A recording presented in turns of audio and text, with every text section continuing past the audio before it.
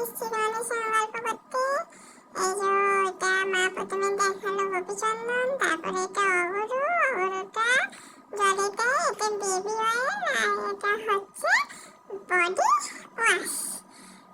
আসলে কি বলো তো বন্ধু, একটা দাদা ভাই আমাদেরকে জিজ্ঞাসা করেছে যে আমরা সাবান মাখি কিনা।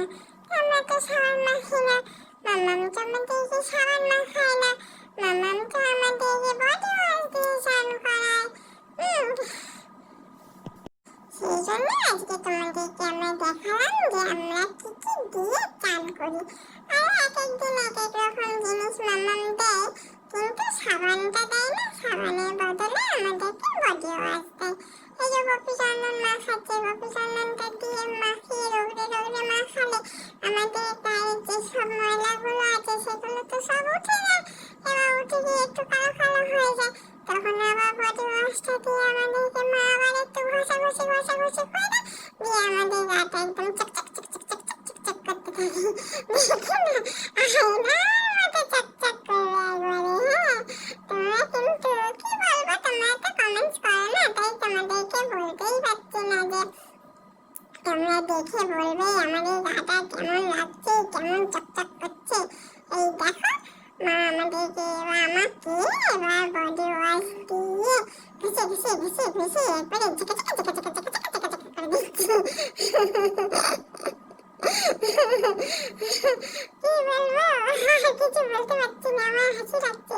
কুটু কুটু করে দিচ্ছে তো মা, মানে যে পায়ের তলায় সুসুরি লাগছে, আমার কুটু কুটু করে দিচ্ছে, দিয়ে ওই জন্য হাসি পেয়ে যাচ্ছে, বুঝলে তো। হ্যাঁ, এবার আমার চান করা হয়ে গেল, আমাকে পর্যন্ত টন্ধু মুছিয়ে দিয়ে মা এবার দেখো কেশবকে ধরেছে। একদিন একটা দিদিভাই কমেন্টস করেছিল, গপু সোনা তোমার কি নাম? তো দেখো দিদিভাই, আমার নাম হচ্ছে মাধব।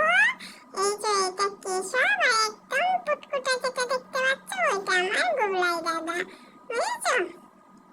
ও হচ্ছে আমার মায়ের সবারই আগে, তারপর এসছে কেশব, তারপরে এসেছি আমি, বুঝেছো? কিন্তু আমার দাদাটাই হয়ে গেছে একদম ছোট্ট পাড়া, হ্যাঁ, আর আমি হয়ে গেছি বড় পাড়া। হ্যাঁ, সে কি আর করা যাবে বলো। হ্যাঁ, ওটাই মেনে নিয়েছি আমার পুট্টু পাড়া দাদা ভাই। হ্যাঁ, দিয়ে এই যে আমাদের সবারই চান হয়ে গেল। এই দেখো না কেশব পুরোটা, কেশব পুরোটা আজকে আমার জামা পরে নিয়েছে, বুঝেছো? হ্যাঁ, এটাই করে ও খালি ওর জামাগুলো তো আমার হয় না, আমার জামাগুলো সব ও পরে নেয় মাঝে মাঝে। যেগুলো খুব বড় বড় সেগুলো তো করতে পারে না, যেগুলো মোটামুটি একটু সাইজের মতো সেগুলো খালি পরে নেয়, জানো তো? এটা কি ভালো বলো তো? একদম ভালো না। আর এই দেখো এই জামাটা তো মা এনেছিল সেদিনকে, সেই সরস্বতী পূজায় পরবো বলে। যেহেতু সরস্বতী পূজায় তো আমরা ধুতি পরেছি, সেই জন্য সরস্বতী পূজায় এটা পরা হয়নি, আজকে পরে দিয়েছে মা আমাকে, দেখেছো? হ্যাঁ, আমাকে কি সুন্দর লাগছে, আমাদের সবাইকে সুন্দর লাগছে, ঝকঝক করছে এবারে।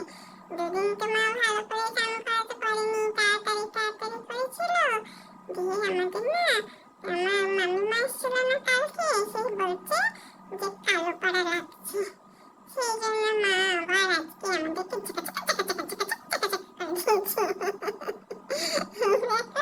এবার আমরা চলে এসেছি আমাদের বসার জায়গায়, একদিকে নন্দী একদিকে ভিনিকে নিয়ে আমরা বসে পড়েছি। এবার মা আমাদেরকে একবার মুখটা দেখিয়ে দিচ্ছে, দেখো সোনা কেমন লাগছে সাজুগুজু করে।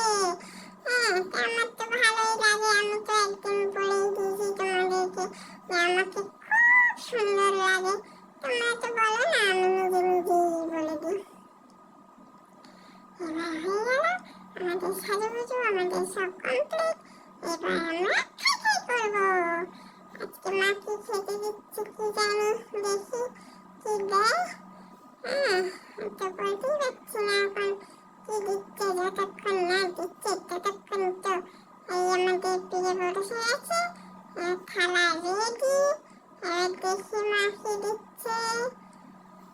মাম্মাম কি দেবে আজকে, দেখি দেখি দেখি।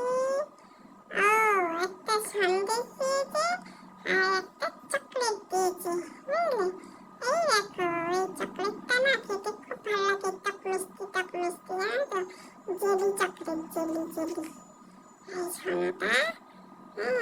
খেতে খুব ভালো, কি নরম, মুখে দিলেই এবারে মিলিয়ে যাচ্ছে।